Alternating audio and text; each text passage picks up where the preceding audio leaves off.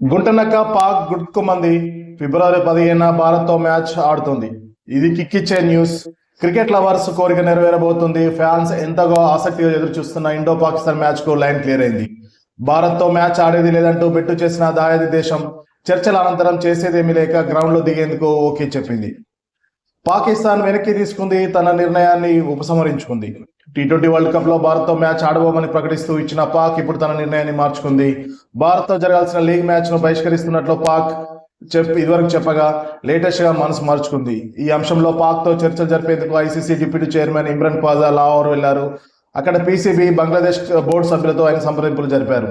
ఈ క్రమంలోనే వెనక్కి తగ్గి మ్యాచ్ ఆడేందుకు పాకిస్తాన్ అంగీకరించింది. చర్చలో భాగంగా పీసీబీ పలు ప్రతిపాదనలు ఐసీసీ ముందు ఉంచింది. భారత్, పాక్, బంగ్లాదేశ్ మధ్య త్రైపాక్షిక సిరీస్ నిర్వహించాలని కోరింది.